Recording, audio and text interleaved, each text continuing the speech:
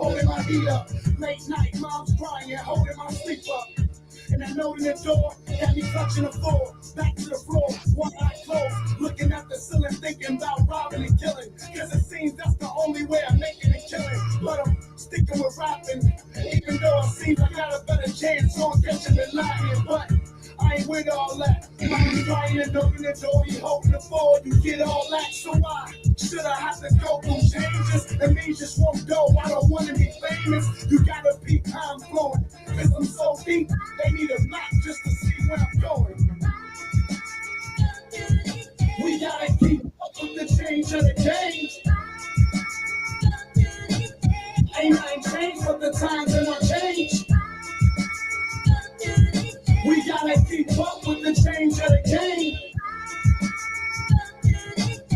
Ain't nothing changed, but the times ain't gonna change. I don't wanna take it to the dark side of Reese. Where I'm hungry, so the 9 on the side of Reese. Where I deal my dirt, burning these lanes. But the youngest in the clique still learning the game. I was thought if you ain't shooting, don't pull out twos. But if they pull out one, they'll pull out two. Look, I stand on blocks, playing a plot to wind up, hand on block every chance I got. Hey yo, why I gotta go through changes? First my name was E-Way, now it's checking, now I'm about to be famous. This is like follow me, please don't lose my groove. Take a step with the kid, I'll lay you my shoes. Only time will tell, I'm only 17, make change, or you will be dead in jail. Sometimes changes I have to make a buck in the tool, kill me, I'm like one, and I ain't got nothing to lose, you know?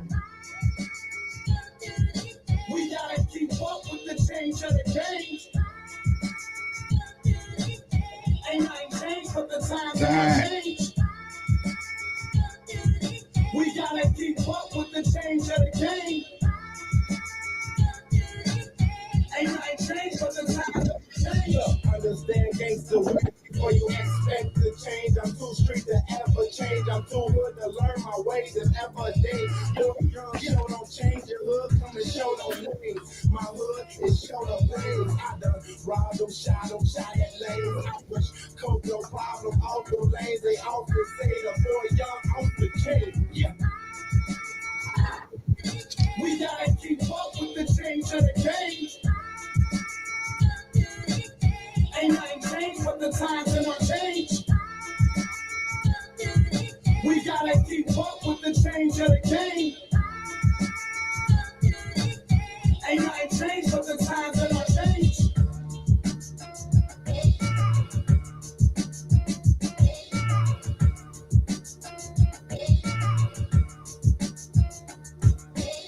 Man, it's not letting me share with anybody else. Been waiting on it. It's live on my page, but it's not letting me share with anybody else. It's crazy. I wonder if it's on YouTube. Let me pull up YouTube.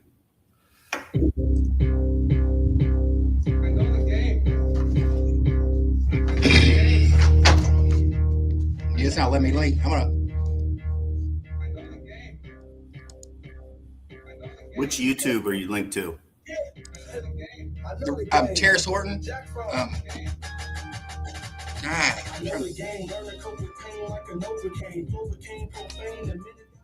It's on there. It's on you. Yeah. I don't know why it's not letting me share it on Facebook. But anyways, we gotta go. I gotta go live. I gotta go ahead and stick with the program. So, dang, it's unfortunate. We try one more thing.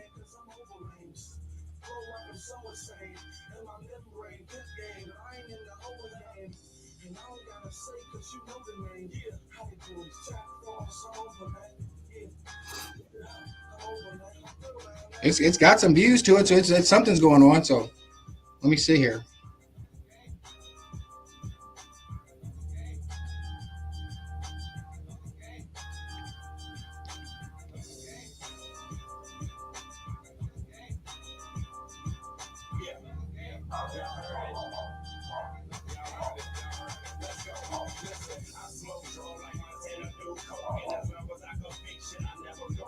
Yeah, that was live. Let me just share this one.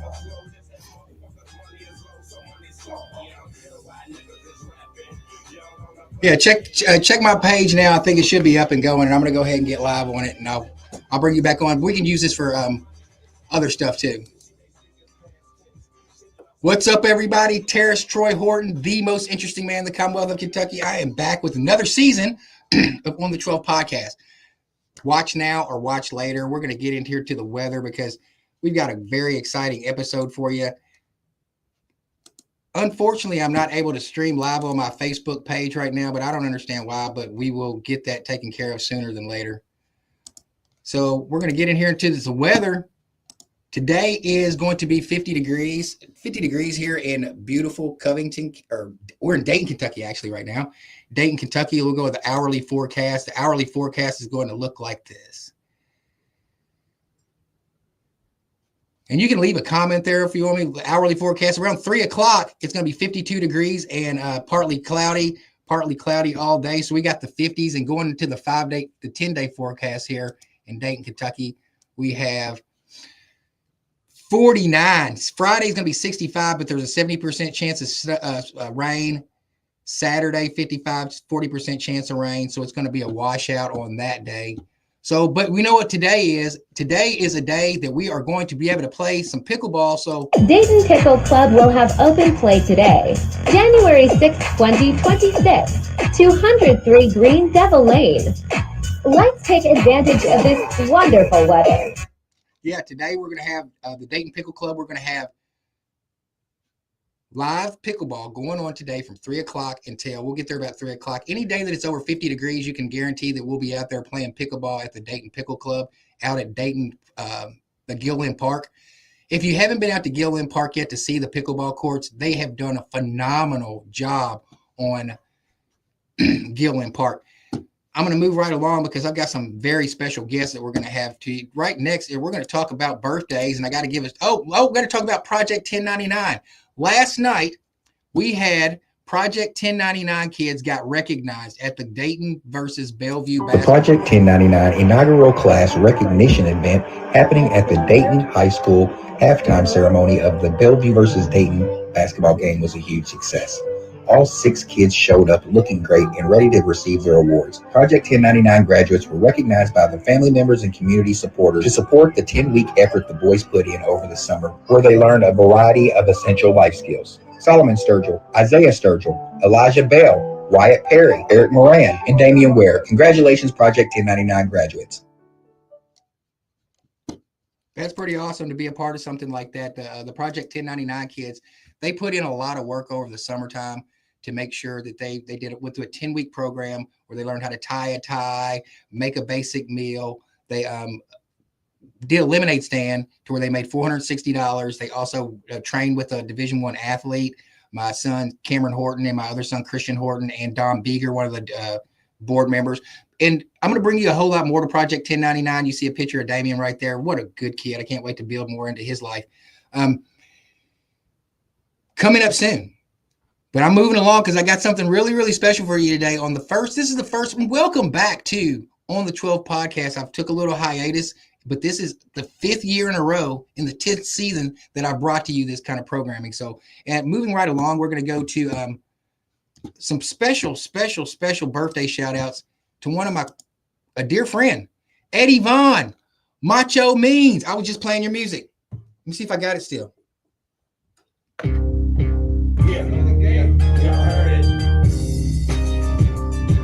Macho Means, happy birthday, man. Been knowing you for a long time, and I want to say happy birthday to Eddie Vaughn. It's his birthday party. I know he had it at cinema.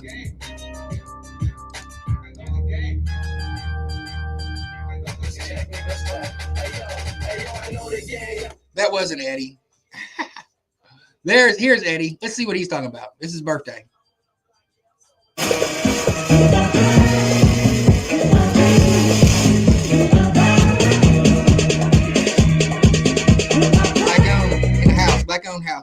Black owned in the house. So, just a little backstory on Macho Means. Little backstory. When I first moved up here in 2000, I used to go to take Eddie to the studio, and they would rap, and we got a lot of music. I got a ton of music with Macho Means, Attic Boys, and all that stuff. So, here coming in the future, I'm going to be releasing some of their music, their old music. Sometimes you might hear it when in some of the mixtapes that I do. But happy birthday, Eddie Vaughn. Big shouts out to you and everything that you do in the community. I'm hearing that you're shutting down Black Coffee on Elm Street down in Cincinnati. I don't blame you, bro. Come to Kentucky. Come over to Kentucky. Bring Black Coffee over to Kentucky. We will accept you with open arms and treat you the way you deserve to be treated. I'm sure that you were there for a long time, and in Elm Street, the way things are developing, it's not a good fit anymore. It happens in business, but I'm telling you, come holler at us over in Kentucky, because we will definitely keep your best interest in mind. Well, moving right along. Okay. Back in the day, when I first started doing On the 12 podcast, I had a guest that came on. We were doing traveling shows. He was doing a traveling show. He was living abroad, and I was in St. Thomas doing my show in St. Thomas for some reason. Cokie Beach. And we cooked up, and this was in 2020. I think this is a little bit post-pandemic. It was post-pandemic. So there's a quarter zip movement going around, because we're trying to manufacture, or socially economically manufacture, kids from thugging, from wearing saggy pants and talking improper, like with Project 1099. One of the main talking points that I had with the kids is they had to learn how to shake a hand properly, because first impressions are a big thing. So the quarter zip movement is people are dressing up and wearing quarter zips and then drinking matcha. So I was like, oh yeah, I know somebody who knows all about matcha. So I reached out to my buddy Jeff Hatter, and I said, Jeff, man, will you come on the first episode of On the 12 podcast, because he was on the previously years ago.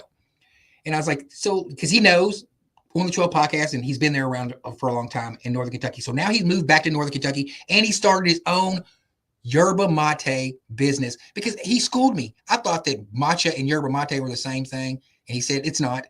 So without further ado, I'm going to bring on my buddy Jeff Hatter to the show. Jeff, man, how you doing, man? I'm doing good, Terrace. Thanks for having me on. Hey, and real quick, I just got to give you and your team a huge shout out for the 1099 project you guys are doing. Such a big impact on the community, a wonderful thing that you're doing, really teaching these guys, young men to grow up to be gentlemen, teaching them skills that they need. Fantastic job, and I hope it just keeps succeeding. Thank you, man. I really appreciate that from the bottom of my heart, because sometimes it doesn't seem like it's recognized, I mean, and it's not for me. I tell you, it's for God. It's for God has placed this on my heart to do this for other people. So that's why, so he can get the glory. And so, but I appreciate you, and because it was a lot of work. But yeah, man. The new when I messaged you about the new movement of quarter zips, I see you have a quarter zip on right now. And that's a new movement of people are dressing and being more sophisticated and speaking more proper and taking care of their bodies. And instead of like consuming, hip hop trash music and drinking red soda pop, they're shaking hands properly and greeting each other with proper greetings and drinking matcha. So the introduction of matcha will just open up the floodgates for someone like you to educate us all on the differences between matcha and yerba mate and the benefits and so have you. So if you don't mind, give us an introduction, and just the floor is yours to tell us what you want to tell us. Yeah, well, first and foremost, I think it's great. I don't think we see this enough on social media, where we're trying to teach the younger generation the skills that they need. As you mentioned, how to shake a hand properly, how to dress properly, how to interact with people properly. So I think that's great. It's not shown on social media, and I really wish it was, because that's got the biggest influence on people, But with the whole matcha thing, it's really funny. You're not the only person to ask me what matcha I'm drinking. Matcha is obviously a lot bigger. It's a little more known than yerba mate. But matcha actually comes from Japan. It's part of a tea ceremony out of Japan, whereas yerba mate is a plant or a bush that's grown in South America. So they come from two different cultures, right? What connects them is the rituals that are behind them. So matcha, it's a very, very fine, delicate tea, and it's ground into powdered form. It's grown in the shade for a long time. But when you make it, you put it into a special pot, you put the matcha in, the powder, you pour hot water on top of it and use this special bamboo whisk to mix it up. Here's Troy. Mate is a little bit different. While it does carry traditions behind it, it's not necessarily for ceremonial purposes per se. But what you do is you take loose leaf tea and you put it into a gourd like this. So there's loose leaf tea that's down in here. And once it's in there, you take your thermos of warm water, anywhere from 60 to 80, up to 85 degrees Celsius. And then you add it to this, and you keep refilling this. And the ceremony or tradition, really, behind yerba mate is that this is shared among other people. So when your friends come over, when you're introduced to new people, you always make a mate down there, especially in Argentina. You make it and you pass it around. So the first person finishes their drink.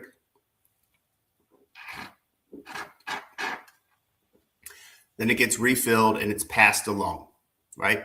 It's the tea version of a peace pipe circle, right? That's where we can correlate this with the younger generation. I mean, seriously, that's not that what you that metaphor right there could be a bridge right there, and so much healthier for you. We're just talking about healthy mind states and having these kids talk to me about mental health and emotional intelligence. I'm like, well, okay, we got something. We're on to something here. So if we can curb the like, we can say, okay, yerba mate is nothing different than sitting around sharing a blunt or sharing a joint.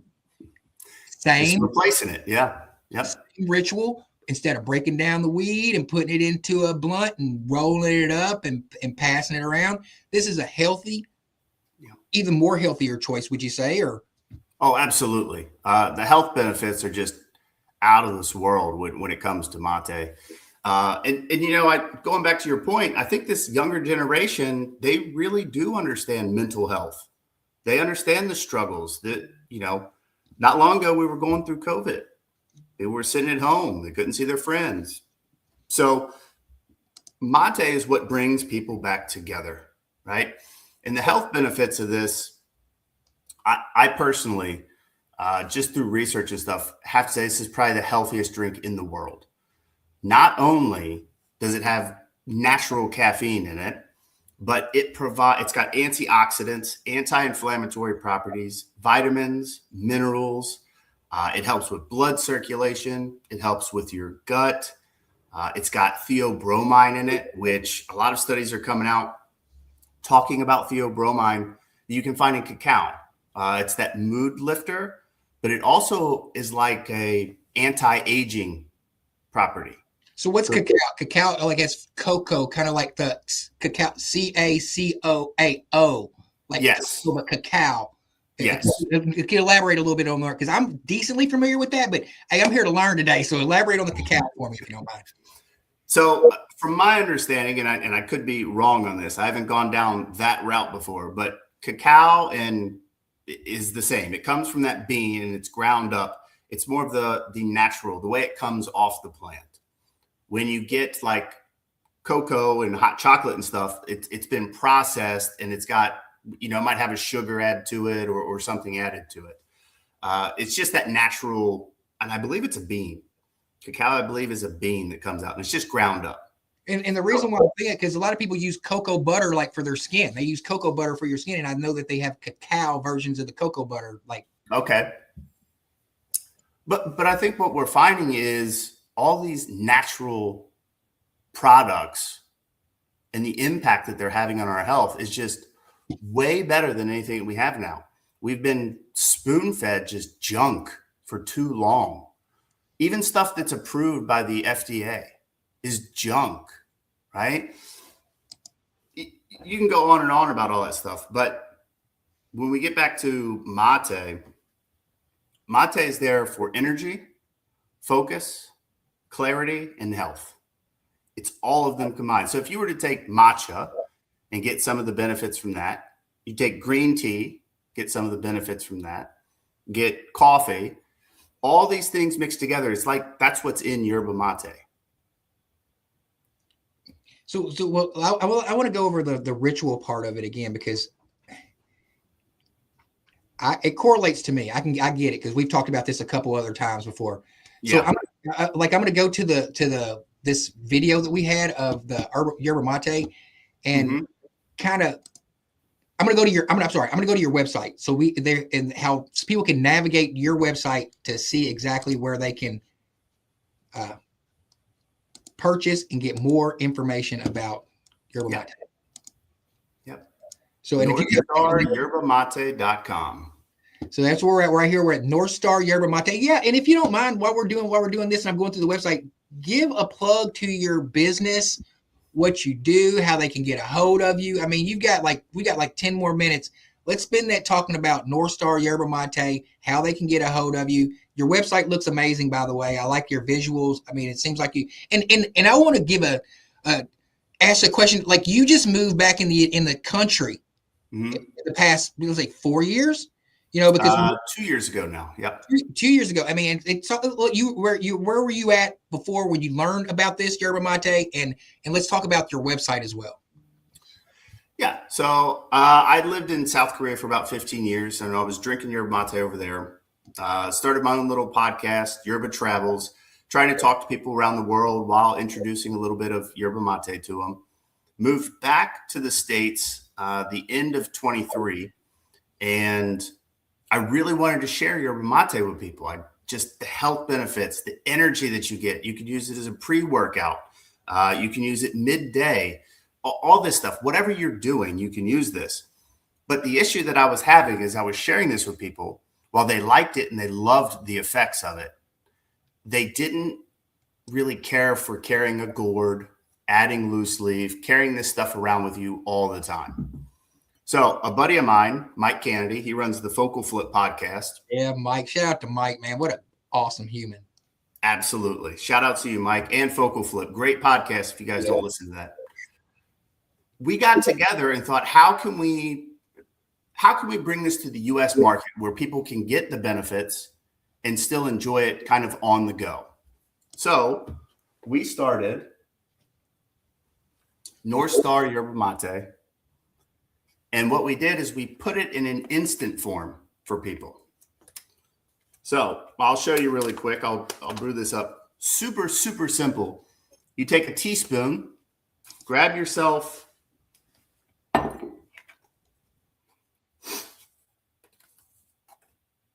So you get a teaspoon of this, get yourself a cup, put it in, mix your hot water.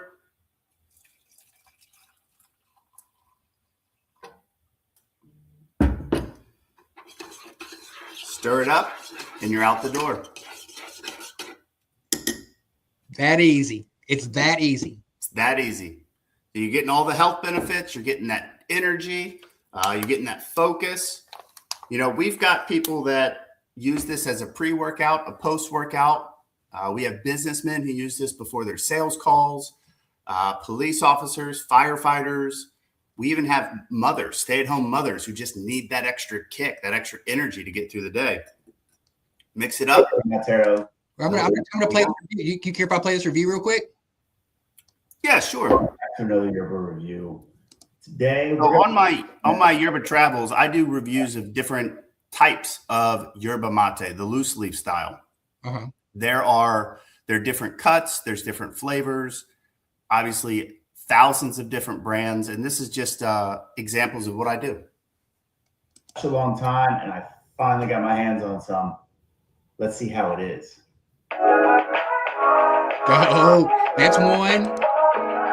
Rosamante is a household name in Argentina, and today we're going to be reviewing the Selección Especial Rosamante. Let's see how it tastes. That's awesome, man. If you want to watch these reviews, welcome. Yeah, if you want to watch the reviews and learn about the different flavor notes, different aroma, we're going to be putting some educational videos out about yerba mate, about preparation, etc. Head over to Yerba Travels to check that out. If you guys are ready for some instant energy, clarity, and focus, head over to NorthstarYerbaMate.com. And Terrace, the best part of this, it's less than $1 per serving. That's insane. I mean, I'm telling you what, that's less expensive than what I use every day. I mean, I'm a not a daily drinker of tea. I drink tea every day, but I drink hydration for my hydration to keep my hydration. I drink a liquid IV, and I know this is way better for me than liquid IV. It's got to be way better for me than liquid IV. So not only what we've done is we've added 0 sugar electrolytes to this for that hydration. That's what I'm talking about. So you're getting the mate, plus you're getting that hydration that you need. One reason we added that is not only for people who need to be rehydrated, whether it's from a workout, a hike, just daily stuff. But I'm not sure if you know this, you actually sweat quite a bit while you're sleeping. So to get rehydrated, you have that first thing in the morning, and that'll perk you up. That is wild. Well, I'm back here on your website, I believe. I'm gonna stay here. If they want to go and learn more, it's North Star Yerba Mate. And this has been awesome, man. I appreciate you for being the first guest to come back on the 12 podcast. And you're come back anytime that you're going to do. And what I want to talk to you before you go, I want to talk about your plans for going forward with Yerba Mate for spring and summer, and where can we find you? Because you've done a phenomenal job marketing yourself. Like only person that I can say has done a better job, or not better, but not comparison, but only I'm saying you're on pace with Farmer Nate, how he came out the gate and his marketing was good. He was everywhere. His product was solid.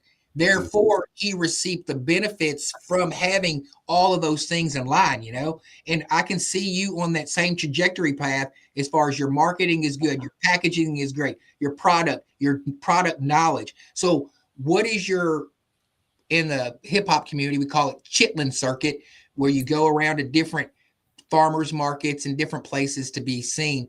What's your approach on the Chitlin circuit going forward with North Star Yerba Mate? Yeah. So in 2025, Nate was a big help to us, believe it or not. We got together with Nate. He gave us some great information. We kind of followed his steps. We were out in the markets. We were down at Bellevue Market once a month. We were out at the Independence Farmers Market a few times, the Christmas walk out there. So in 2026, our plans are to get back out there in the markets, but we're also going to be trying to hit up local cafes and do some educational sessions. We want to get this out to people. It's really important for us that we educate them first. People need to know what it is, how it helps them. So we're going to be hitting the farmers markets. We're going to be hitting local cafes, hopefully partnering up with them. We're going to be doing some other events of our own.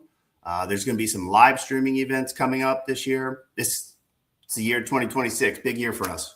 That's awesome. I got to plug myself and invite you to on my calendar's not, it's the third Thursday. I think it's January 15th of this month. I'm having a networking event at Horton's Social Corner. So it's at the barbershop. So if you wanted to come and bring North Star Yerba Mate, there's going to be some people there that own cafes and you could bring your Yerba Mate there and serve it to, I think I'm capping it out at 30 people. I'm not sure. I think there's 12 people there right now.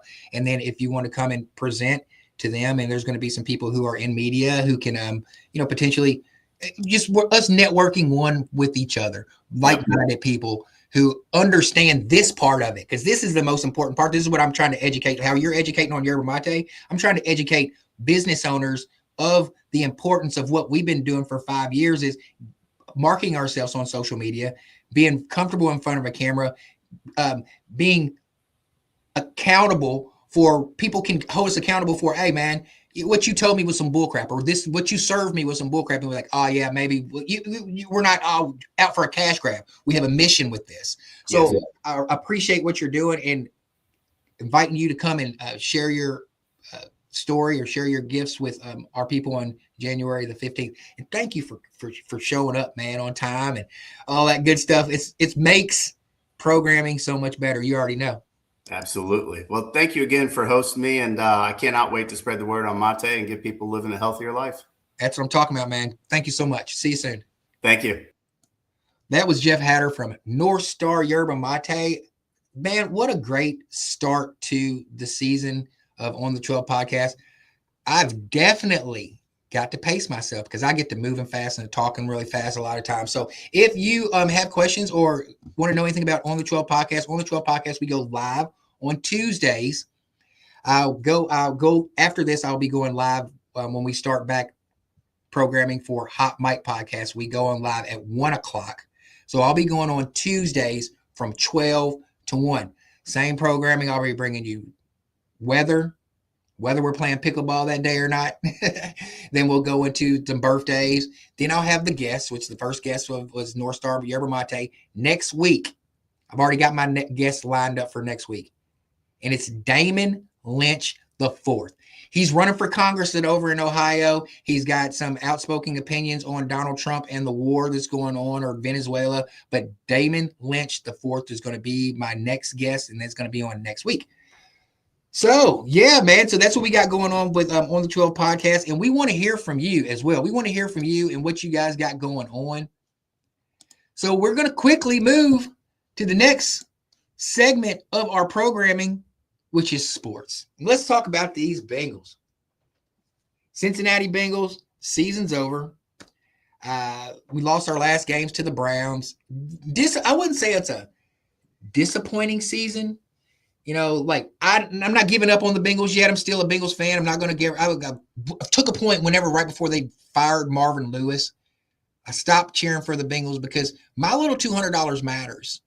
If I'm going to a game or I'm going out to eat or if I'm preparing for a game and I'm trying to have a good time watching the Bengals, that matters to me. I was talking to somebody. I was like, man, I ain't supporting the Bengals until they get their act together. And they're like, like Mike Brown's, your little money matters to Mike Brown. I said, bro, it don't matter about what Mike Brown thinks about it. It matters what I think about it. It matters to me. I would rather put that money somewhere else, or I'd rather, I would rather use that emotion and find another excuse for that emotion to be like, get all hyped up in the morning, put on my Bengals gear, go grab some Bengals paraphernalia, Bengals hat, go get me some food in the morning because I'm excited about watching the game, do whatever I can to get motivated for the game, and then watch Joe Burrows get a turf toe mid-season. That's not what it is. And then watch him not tackle against let's name them, Chicago Bears. I think that Chicago Bears game catapulted their season when the Bengals did not tackle them. They're like, we can just run through people like that, and so many missed tackles. And then when Joey Burrows comes back, Joe Flacco did a great job. I'm just going through the highlights of the Bengals seasons that I had. But this is how it ended for our Bengals against Shedeur Sanders. We went down to a field goal.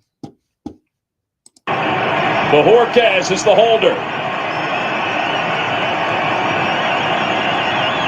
Good snap. Good. He almost got it. Blocked. It is good, but there is a flag. I think that's going to stand, Tom, for hopping the center there. You hopping. It was a hop. It was a hop, skip, and a jump. But for the drop. Bajorquez is the holder. I want to go to the hop. I want to see where he hopped him. Right. He didn't hop him. He didn't. Oh. Okay, here. Good. Oh, he hopped the center right there. Okay. And he still almost got that mug. Good hold. Nearly blocked. It is good. That flag went up fast, but there is a flag. I think that's going to stand, Tom, for hopping the center there. It was a hop. It was a hop, skip, and a jump. But for the drama, we will see. It was Miles Murphy who hopped the center. You can hop. You can't leverage. You can't push off on anybody. That looks like it's going to do it. Kevin Stefanski and the Cleveland Browns. There is no foul on the play. The field goal is good. 20-18. The Browns have knocked off the Bengals on a historic day. That's how it ended.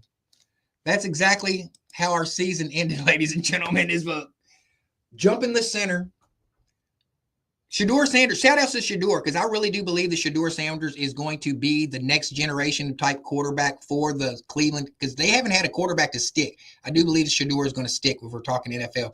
Who do I think is going to win the Super Bowl? I believe that San Francisco or LA, because it's in San Francisco and LA, and I do believe that the NFL is rigged. I mean, hey, hate to be that way, hate to say it, hate to be the bearer of bad news to people who might not think that way and go bet. I believe that there are some ways to make money. And that's the only reason I'm giving my opinions, because, I was going to stay away from betting and sports all along. But for one, it's good content. Sporting and betting is good content. And for two is, what if I mess around and I give somebody a good pick and they mess around and hit a parlay? They're going to be like, oh, yeah, you know what you're talking about. And then that means it gives more programming. It's all about programming, right? Moving right along past the Bengals, because I can't give them too much more of my energy because can't do it. We got a big basketball game going on tonight. We've got Duke playing Louisville. And we're going to see what it's going to take for Louisville to win.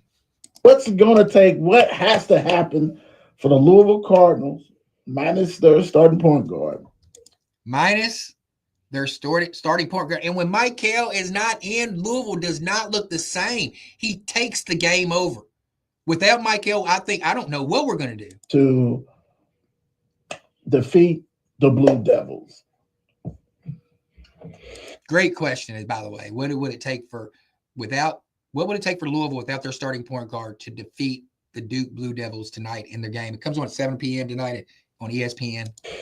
Not shoot 22% from the three-point line. And that's going to be hard. They say not shoot 22% from the three-point line, but Louisville lives and die by the three. And you watch film on Louisville, all you got to do is get a hand in McNeely's face. You get a hand in McNeely's face, and he's not going to hit. Leave McNeely wide open. I dare you to leave Isaac McNeely wide open. He will shoot your face out. But if you put a hand in his face, he's ineffective.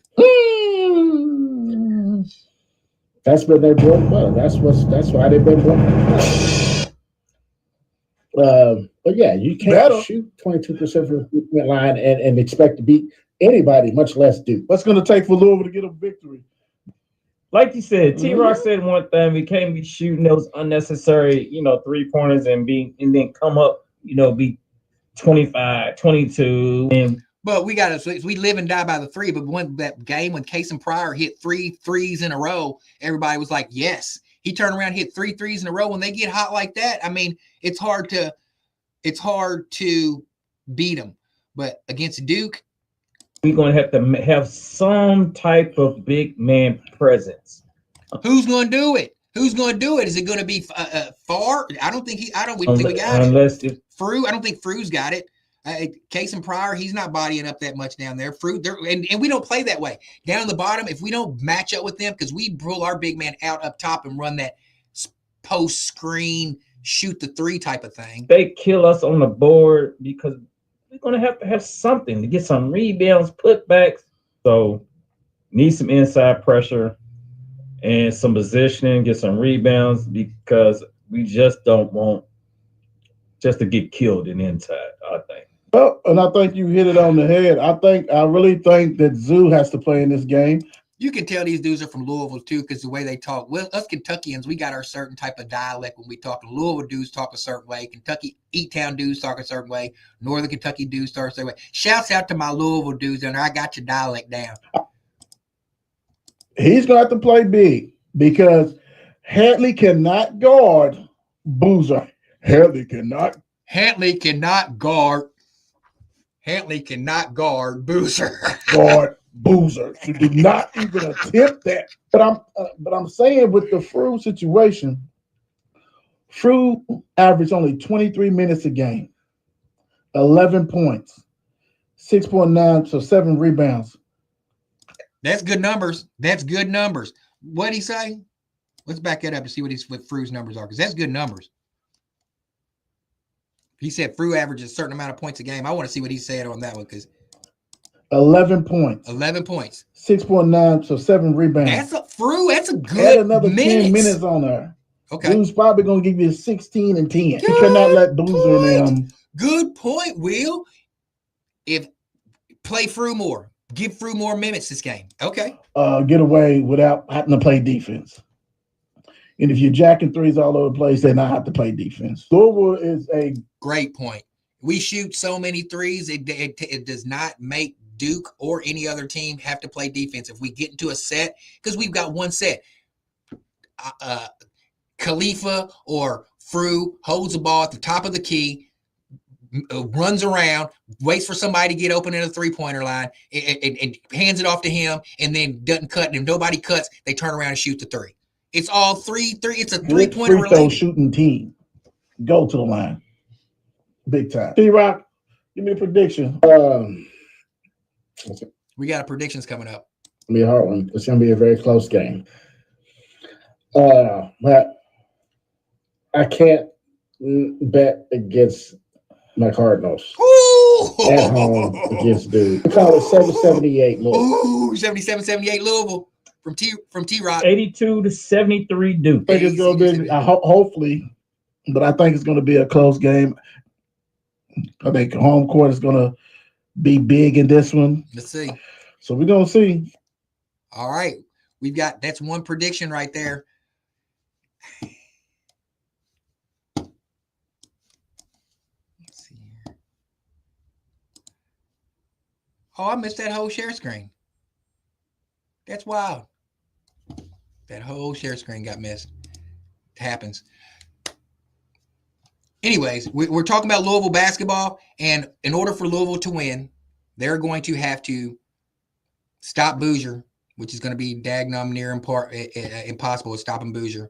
And the second thing they're going to have to do is they're going to have to not live and die by the three and make them play defense. So my prediction for the Louisville versus Duke game tonight at 7 p.m. is going to be Duke wins 80-65. They're going to blow them out at home. They're going to blow Louisville out at home. That's my prediction, to blow them out at home. That's my prediction. There's your sports. We talked Bengals. We talked Louisville basketball. You think I'm going to talk Kentucky basketball? Not a chance. You want to talk Kentucky basketball with me? You need to come on here and talk Kentucky basketball with me. I'm not giving you no shine unless a Kentucky basketball fan comes on here and wants to talk Kentucky basketball to me. I'm all for it. I love Kentucky basketball. You know I love Kentucky basketball if they do something relevant. But right now, I thought that they had something going on with the Quaintance kid coming back, but proves he's just another big man in the paint. Because he didn't do the first game he came out and he was moving people out the way. I called all my Kentucky fans. I was like, you guys got something. You're right. You guys been waiting on Quaintance to come back. He is definitely the real deal. Banging up 50-50 balls. He's knocking people off the ball, getting the ball and taking it and dunking it in the hoop. Love it. Absolutely love it. But then that second game, he didn't do nothing. So we got to see what Quaintance is going to do. SEC players coming up. Alabama, it took care. I don't think they're going to win too many SEC games. I don't. SEC is tough right now, and I don't think they're going to win too many games. Now we're going to get into one of my favorite parts of the programming, of just the programming that I do in general. It's politics. I've been waiting a long time to talk on this politics stuff, and I'm sure my wife is tired of me talking to her about my takes on it because, like there's not often times I can, and this is, I'm going to say to United States of America and to the writers, the On the 12 podcast writers or listeners or whoever watches this program, shame on us all. Shame on all of us for making politics such a volatile topic that we can't have different opinions and not get along. Shame on me for being a voice or a talking head of division creating politics, if you will. But there has to be a level of understanding and comprehension that you take accountability for yourself to say, it's not real life, baby. What goes on politically on the national front is not real life. What Donald Orange Man Trump does in his personal and in his life right now, or what goes on in Donald Trump, or what he's doing at Venezuela, whatever, does not affect what happens to you. You affect what happens to you. Who the president of the United States of America does not affect, it should not affect you like that. There is policies and there are things that go into place, but generally, if you put your faith in a higher power, you should know that you're going to be okay. What does that scripture say? He, for God so loved the world that he gave his only begotten son. And then if you go past that to like the 17, he said, and if he gave up his son, what do you think? And he says that he made you in that image. What do you think he'll do for you? And I don't think it goes, he's like, so in the same breath is like, I'm a father. What I would do for my own child, that's what God would do for me if that's what he'll do for me if I just cast my worries to him. That's what I believe. I believe it. And it's making my life, it has made my life a whole lot more easier to deal with. But I still, that's my segue into saying, I still enjoy politics. I still enjoy the political process.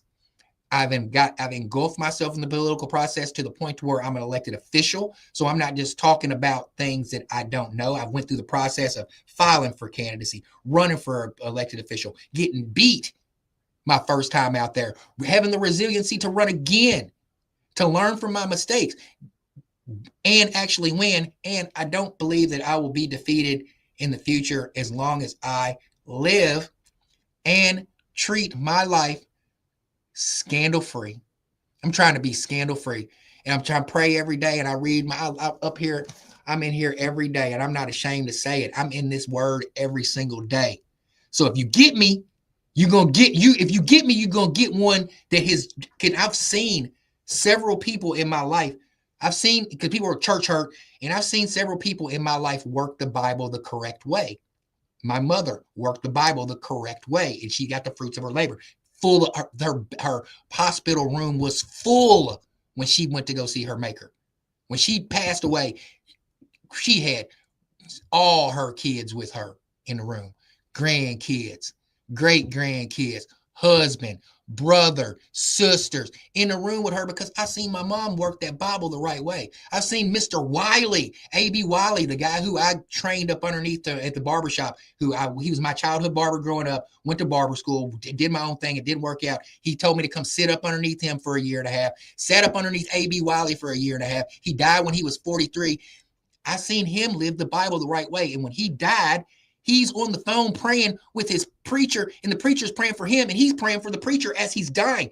I said all that to say, if you do things scandal-free, if you get me on something, you're going to get me at, because I'm living scandal-free. And there's one thing that I had to look my political future in the mouth. And one of the things that were going to keep me from moving forward in politics, there's two things. And one thing I was able to look in the face just this past week. I looked it in the face and I was like, oh, I was scared of you. I was scared of you. Now that that's behind me, I got one more thing, but let's get into this politics on the 12 podcast politics. That was a nice segue, just to let you know that going forward with AI, I've been talking about this for a long time. It's important that you find somebody who you trust to bring you real news, real politics. And for the past 5 months, let's say the past months, 5 weeks, let's say 5 weeks, I've been on this Somalian thing the same way I was on this Kamala Harris not really being black thing. So I was like, all right, man, what's up with this scam and stuff? Scampon Timmy, as I call him. Scampon Timmy. And then I started doing a little digging, and I started seeing some other people get on Scampon Timmy's head. And I got to make sure that I get this right this time, because I'm not messing this one up. There we go. We're in that stream. All right. I'll make sure I don't get this one wrong. All right. Where we go? This one right here. All right. What don't you understand about yes or no? Like, what can't you comprehend about yes or no questions? Do you still want to abolish ICE? Do you still want to abolish ICE? Yes or no? That I wanted to abolish ICE. Didn't you march in a rally calling for ICE's abolishment? Not that I can recall, Congress. Well, what you have here is Nancy Mace cooking Scampon Timmy at a oversight committee hearing about sanctuary cities. This was months ago, whenever he was first getting in trouble. They were first starting to dig on Scampon Timmy. We called him Tampon Timmy first, because for the life of me, don't understand why they would ever put this dude as vice president. According to widespread media reports, you did. And the media is always correct. How do you rate Kamala Harris's job as border czar? She asked simple questions. How did you? This is why I'm going somewhere with this, and I've got 8 minutes to land this plane.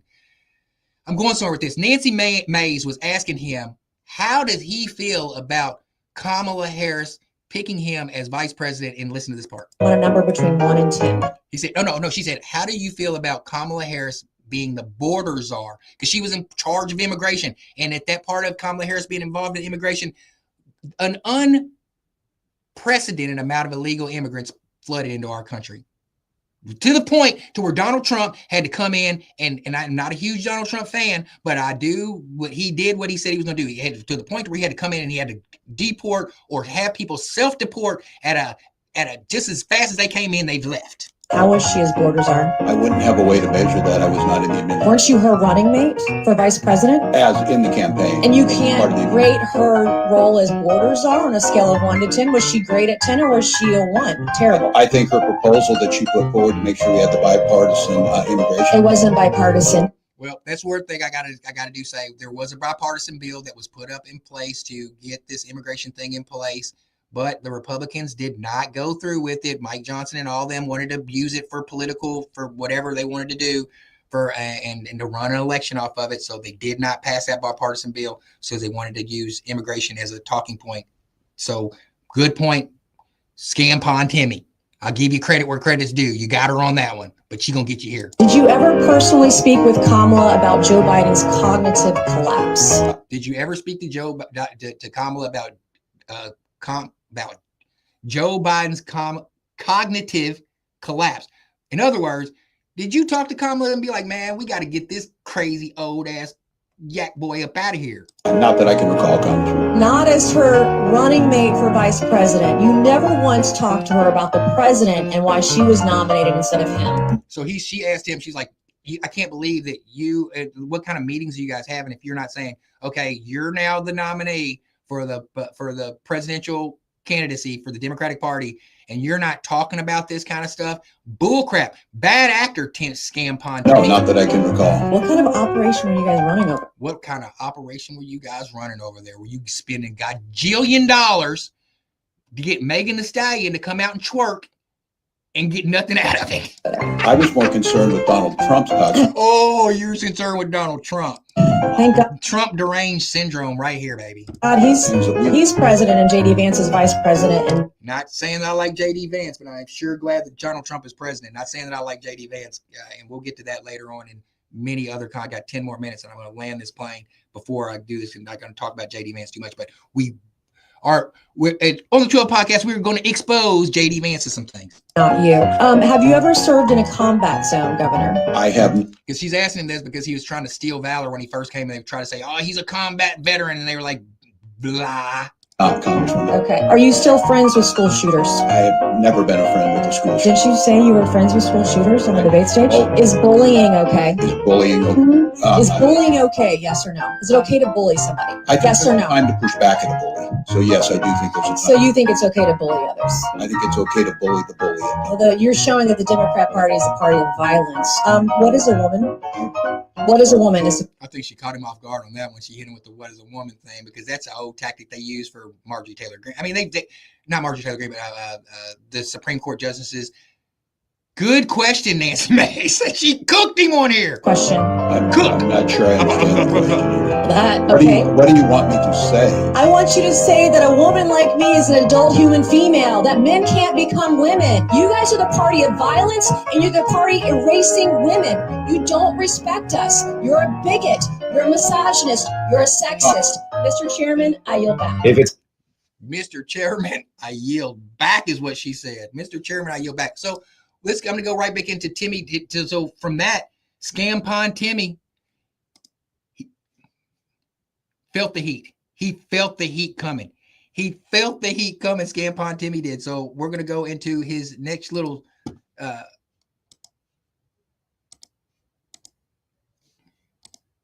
we're going to go into Scampon Timmy and his resignation, because he felt we were coming. We were coming for you, Scampon. I wish you wouldn't have.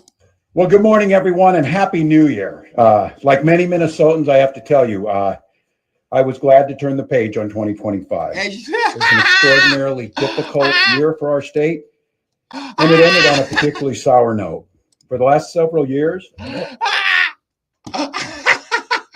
organized group of criminals have sought to take advantage of this state's generosity. Okay, cool. Scampon Timmy is taking some accountability. He said for a few years, some criminals have taken advantage of Minnesotans' generosity. Let's get into it. And even as we make progress in the fight against the fraudsters, we now see an organized group of political actors seeking to take advantage of a crisis. So that's true too, Scampon Timmy. That's true. So for every action, there's an action. Whenever weeks we've been telling you about these scammers, and you're like, Democrats. And I was on the podcast, and I was like, the Democrats were thought they had the Republicans cooked, and I thought they did too with this racist stuff. But then I was like, if y'all don't get a hold of this Somalian stuff, I was like, the same thing. It's like the same thing every time that the Republicans get the Democrats get the Republicans down, and they think they got the kill button. Here comes the Republicans with some more ammunition back. I don't want to mince words here. Donald Trump and his allies oh my God! And online want to make our... If this dude doesn't, the definition of Donald Trump deranged syndrome, I don't know what is. This is like the definition of Donald Trump. Everything comes out of his mouth is Donald Trump. Even on his bid for not running for governor, he ends his bid is a Donald Trump. Donald Trump owns you, dude. He owns your face. State a colder, meaner place.